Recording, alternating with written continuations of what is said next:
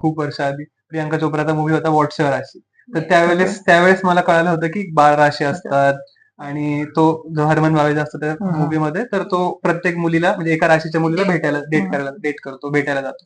तर एक असं पण म्हणतात की सपोज एक मेष राशीचा मुलगा आहे आणि या पर्टिक्युलर राशीच्या मुलीसोबत लग्न केलं पाहिजे. तर असं असतं का कुठल्या राशी राशींचं? लग्नासाठी फक्त राशी बघता येणार नाही, पूर्ण कुंडली आपण बघतो.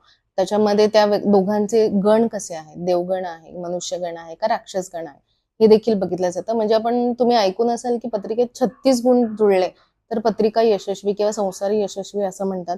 पण माझ्या 14 वर्षाच्या कारकिर्दीत मी बघितलं की 36 गुण जुळले तरी डिवोर्स झाले आणि अगदी 18 गुण जुळले तरी लोक 40-40 वर्ष संसार करत आलेत. हा रिसर्च थोडा केल्यानंतर लक्षात आलं की मग राशी स्पेसिफिकली बघायची.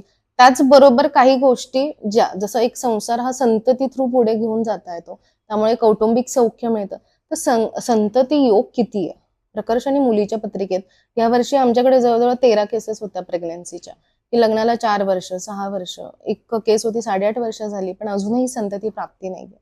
अशा वेळी मग बघावं लागतं की लग्नाच्या वेळी तुम्ही पत्रिका बघितली होती का. मग नसेल बघितली तर आपण परत पत्रिका बघतो आणि जसं योग आहे त्या पद्धतीने आपण त्यांना रेमेडी अप्लाय करतो. कुठलं एक्झाम्पल तुम्ही देऊ शकता असं जिथे तुम्ही रेमेडी अप्लाय केली? हा, आता जसं वास्तूसाठी वास्तूला आपण रेमेडी देतो, संततीसाठी आपण पूर्ण कपलला रेमेडी देतो, जिथे आपण क्रिस्टल थेरपी अप्लाय करतो. आता काही लोकांचं इथं मी म्हणेल की मेडिकली पण काही गोष्टी मी चेक करते की जेनेटिकली काही प्रॉब्लेम आहे का, म्हणजे मुलीच्या आईलाही उशिरा प्रेग्नन्सी राहिली, हे माझं पहिलं काम आहे, सायन्स बघणं. सेकंड थिंग आपण तिथे बघतो की ती स्पिरिच्युअल आहे का आणि तिथे बाकी हेल्थ डिसीज आहेत का. आणि बाकी हेल्थ डिसीज बऱ्याचदा म्हणजे आता 13 पैकी 8 केसेसमध्ये असं झालं की लग्नाच्या आधी काहीच हेल्थ इश्यू नव्हते, लग्नानंतर सगळे कॉम्प्लिकेशन झाले. आणि आता एवढा स्ट्रेसमध्ये सगळ्या फिमेल्स काम करतात. आयटी मधल्याच बऱ्याच फिमेल्स आहेत, क्वचित एखाद दुसरी फिमेल आहे ती हाऊसवाईफ आहे, पण स्ट्रेस त्या एवढा घेतात त्यामुळे त्यांचे हार्मोन्स डिस्टर्ब झालेत. मग तिथे crystal therapy 100% within a month त्यांना रिझल्ट देते. काही स्पिरिच्युअल गोष्टी आहेत जसं तुमचा कुळाचार, तुम्हाला कुळ पुढे न्यायचे तर तुमचा कुळाचार 100% झाला पाहिजे. आणि आपले पूर्वज जे दर महिन्याला कुलदेवी कुलदैवत जागरण गोंधळ ह्या गोष्टी तुम्हाला माहिती असतील, हे करत आले, पण लग्नानंतर आमचा जागरण गोंधळ राहिला. आता बऱ्याच लोकांचा जागरण गोंधळ राहतो, मग सगळ्यांना संततीसाठी चॅलेंज येतं. आता असं नाहीये, ग्रहमान पण तिथे तितकंच मॅटर करतं. त्यामुळे संतती योग दोघांच्या पत्रिकेत उत्तम आहे ना हे बघणं मेन पत्रिका बघताना.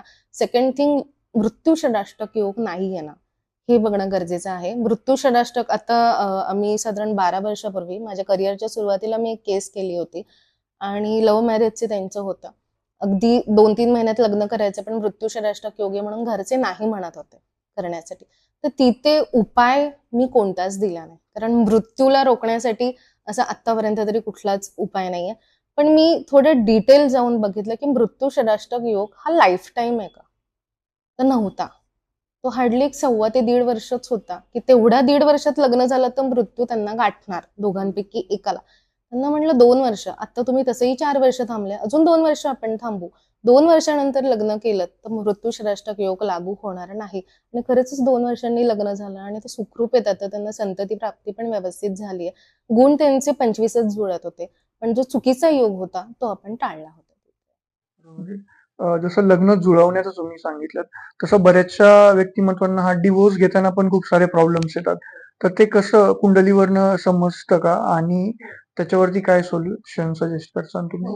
आता रिसेंटलीच आम्ही एक केस हँडल केली की दोघंही हॅपी नव्हते, सुखी नव्हते त्यांच्या आयुष्यामध्ये, पण घरच्यांचं प्रेशर होतं की सेपरेट होऊ नका आणि दोघांचाही निर्णय झाला होता की आम्हाला सेपरेट व्हायचंय. जवळजवळ 2.5-3 वर्ष ते प्रयत्न करत होते डिवोर्स फाईल करण्यासाठी आणि म्युच्युअलवरच त्यांना घ्यायचा होता. जो फिमेल फॅक्टर होता त्यांना कोर्ट कचेऱ्यांमध्ये यश नव्हतं, म्हणून त्यांना मी म्हणलं की कुठलाच हव्यास ठेवू नका, पोटगी मिळावी, एक्स अमाऊंट मिळावी, केस दाखल करायची, जुने राग मनात आहेत, म्हणजे आपल्याला त्या गोष्टीत सक्सेस नाही ना, आपण म्युच्युअलवर घेऊ.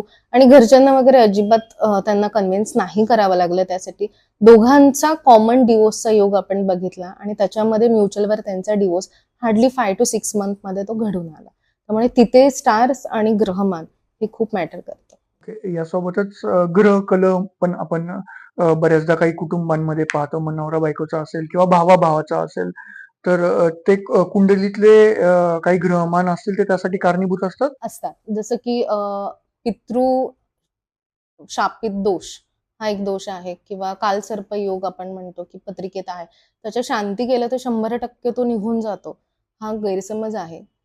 100% नाही निघत, मी म्हणेल 90% निघेल, 10% प्रमाण कुठेतरी असतं. फॉर एक्झाम्पल, एखाद्या व्यक्तीला कॅन्सर झाला आणि तो पूर्ण बरा झाला तरी डॉक्टर सांगतात दर 3 महिन्याला टेस्ट करा, परत उद्भवू शकतो. त्यामुळे आपल्या पत्रिकेत लागलेले काही दोष हे लॉंग टर्म साठी असतात. आता तिथे पितृसुख किती आहे, मातृसुख किती आहे, भातृसुख किती आहे, किंवा कौटुंबिक सुख किती आहे, हे सगळं आपण पत्रिकेवरून बघू शकतो. आणि त्या पद्धतीने, म्हणजे मी अक्षरशः बघते काही महिला येतात डिप्रेशन मध्ये असतात की मला घरच्यांचं सुखच नाही. मी सांगते आपण रेमेडी करू, फरक पडणार हे नक्की, पण तो काही काळासाठी आहे. परत ग्रहमान बदललं की त्रास होणार आहे. मग तिथे काय असतं, जे सुख आपल्या आयुष्यात नाहीये त्याच्या मागे धावणं बंद करणं, आणि मग त्यांना एक बिझनेस स्टार्ट करून दिला तर मग त्या तिथे डायव्हर्ट होतात आणि आनंदी राहतात. म्हणजे कौटुंबिक सुखासाठी आयुष्यभर झगडावं लागतं असं काही नाही. एक मंगलिक म्हणून पण असतं, तर त्याच्याबद्दल तुम्ही काय सांगू शकता? कारण की मला त्याच्याबद्दल जास्त माहिती नाही. मंगळाला, ज्यांना कडक मंगळ आहे त्यांना मंगळाचीच पत्रिका लागते, हा फार मोठा